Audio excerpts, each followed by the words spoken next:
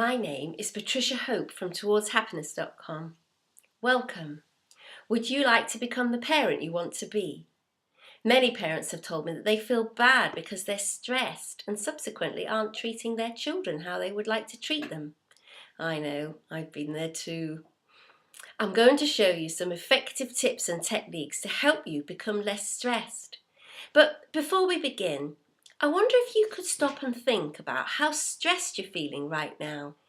Please rate the level of stress you're feeling on a scale of 0 to 10, when 0 is totally relaxed in mind and body and 10 is about to explode. If you don't know, then please take a guess. Your subconscious mind will be helping you with that guess. Please write the number down somewhere because we'll be referring back to it later. We all have an energy field that most people cannot see, but you can sometimes feel it. Have you ever felt someone behind you? Well, you felt that with your energy field. We also have energy pathways throughout our body called meridians. The ancient Chinese used this system in acupuncture. There are exercises and postures that we can do that move these energies in a positive direction that have health benefits, including stress relief. Most of these exercises I'm going to show you were developed by the lovely and very joyful Donna Eden. She calls them energy exercises. There's a science behind all this, but I haven't got time to go into it now. I encourage you to copy me so that you'll feel the benefit of them straight away. Before I show you the exercises though, I'm going to encourage you to take a drink of water. Water helps the exercises to work better.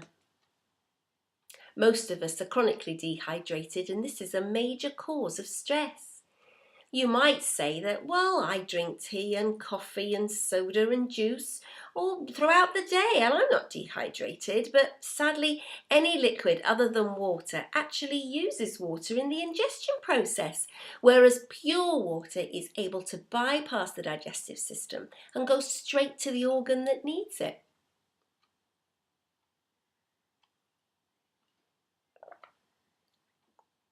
Did you know that when we emotionally lose it, with our children, our reaction has more to do with physiology than psychology? When we're stressed, up to 80% of the blood leaves our forebrain and stress chemicals pour into our bloodstream. Primitive stress emotions sweep over it. So it's no wonder that we can't think straight, isn't it? So next time we're in this situation, here's a good thing to do. The neurovascular hold works directly with the blood flow to our brain. It stops the blood from leaving, and this suspends the stress reaction, allowing us to think more clearly and cope more effectively even under pressure. And this is what it is. If we put our thumbs either side of our temple and our fingers in the middle of our forehead, just touching, just rest gently, and take a deep breath in through your nose and out through your mouth. Do a few of those breaths until you calm down. And there is an alternative to that. You could put your palm of your hand on your forehead and the other palm on the back of your head, like that. Can you see? And then just take a deep breath in and out through your mouth and just rest like that. And that has the same effect. I like that one better actually. And I want to tell you a story about when I used that. My daughter was cleaning out goldfish. It was for a friend, and unfortunately the goldfish slipped out and flapped around on the floor. Well, she went into a panic, as you do when you don't want the goldfish to die, especially when it's not yours. But she did manage to get it up and put it back in the bowl, and so it survived and it's still alive today, so that's okay. But she was still in panic mode once the goldfish was safe. So what I did was I went over to her and I put my hand on her forehead and the other hand on the back of her head. And she calmed down really quickly. So that's a really useful tip to know, isn't it? Now, these routines that I'm going to show you are wonderful to do when you wake up in the morning and at any other part of the day when you feel a build-up of stress. The sequence called the 3 thumps that I'm going to show you now increases our vitality and helps to keep our immune system strong, because as you know, stress depletes the immune system. And you can tap on these thumps anytime when you need a boost. The first one I'm going to show you is called the K27 points. There's 2 of them, and in order to find them, you can trace your finger along your collarbone to the center, you know, where the man knots his tie, and then trace your fingers round to the bottom of the U that you find there, and then out about an inch, and those are the K27 points. You've got 2, one on either side, and you can tap on that for about 12 seconds while you breathe deeply in through your nose, out through your mouth. Now, if you're really feeling very out of sorts, you can tap on them harder, and in fact, that's what Donna Eden does when she gets someone up on stage and their energy is flowing backwards, because it helps to make your energy flow forwards, which is what they're supposed to be doing. And so you can really, if you really tap hard on those without bruising yourself, of course, then that really helps to shift your energy back going forward. Because so if you're specifically physically or emotionally exhausted, then that's a good time to do that. Now then, the next of the 3 thumps is the Tarzan thump. So if you can make a fist. I usually use my fingers on your sternum, on your Tarzan spot there. So if you tap there for about 20 seconds while breathing slowly, do that a few times, and that's the Tarzan thump. Now, the next of the 3 thumps is the spleen tap, and I'm going to show you the neurolymphatic spleen point, which is just underneath your breast, and it's just underneath your breast, one rib down. If you tap on that spot, you might find it's a little sore to touch, and that's because you have, we all have a lymphatic lymph nodes up behind there, and if we're a bit toxic, toxins can get stuck in there. So by massaging or tapping, we can disperse the toxins, and that'll help our overall health, of course. But this spot is really good if you're feeling angry. You can just tap on that spot and it calms the anger in the moment.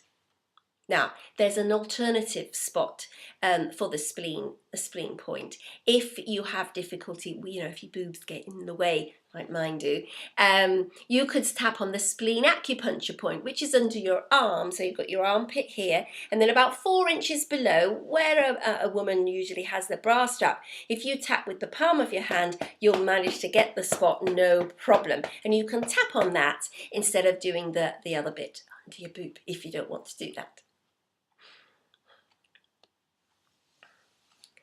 Now, when we're in balance, our energy system crosses over our midline. Here's our midline here, okay? And it usually crosses over. But when we're stressed or out of sorts, and especially when we're feeling depressed, it flows in a homolateral way, up and down, instead of in a helix pattern.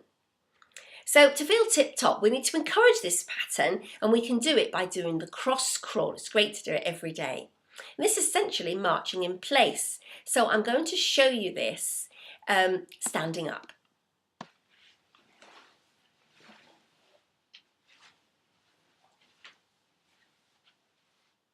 So the way to do this is to put our right hand on our left knee and the left hand on our right knee, and we just continue to do that march. And can you see I'm sort of exaggerating crossing over the midline, because it's the midline bit that really needs to be done in this case.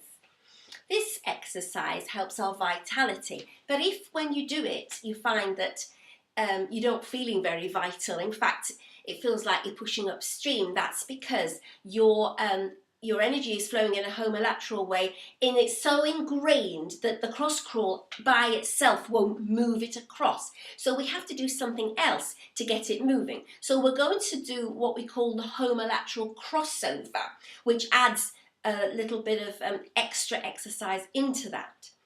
Or to start off with, let's tap our, when we do the homolateral crossover, we tap our K27 points to make sure that our energies are flowing forward rather than going backwards. That's a good start. And then when we've tapped our K27 points, we could just stretch up to the sky to start off. Now, what we're going to do is we're going to get in touch with those homolateral pathways by lifting the right hand and the right leg at the same time, and then do the same with the left side. So we're doing a sort of really weird march, a bit like a marionette, isn't it? So it's really weird. So if you do those for 12 lifts, and then you do the cross crawl for 12 lifts, and then do the homolateral march for 12 lifts, and then the cross crawl again for 12 lifts, then the homolateral march for 12 lifts, then the cross crawl for 12 lifts. Now I've lost count of how many I've done, but if you do if you do 8 lots of 12 all together and make sure that you end up with the cross crawl, then that will enable your energies to move cross over. Now, when we finish that homolateral cross crawl, and even if when we're just doing the crossover, when we finish that, it's a good idea to do the Wayne Cook posture. I'm going to show you that. I'm going to sit down for that.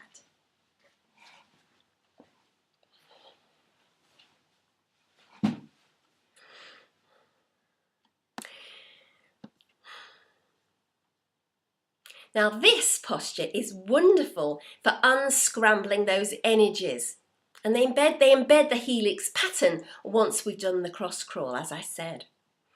So I'm going to show you what to do. I'm going to more or less I'm going to show you a bit what to do. If you put your left foot over your right foot at the ankle, you see why I'm sitting down for this one, because you can topple over if you do it standing up. I know that. Tried it. And then put your arms out in front of you, and because you've crossed your left foot over your right ankle, then you cross your left hand over your right hand at the wrist. Turn your hands round so that their palms are touching, but you've still got your arms crossed over your wrist. Then clasp your fingers together like that, see? And then swing your arms down the elbow and then up so that they're resting on your chest, and you've got your fingers clasped. Take a deep breath in through your nose, out through your mouth. Do several of those.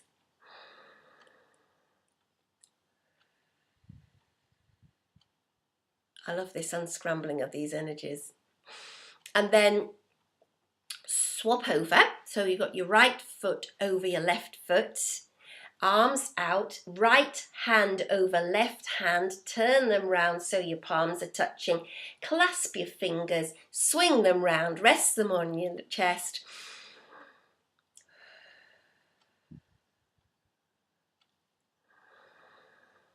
And you can stay like that, however much you like, really. But then the last part of this Wayne Cook posture is put your feet flat on the ground, and then put your fingers together and your thumb together and just rest and breathe.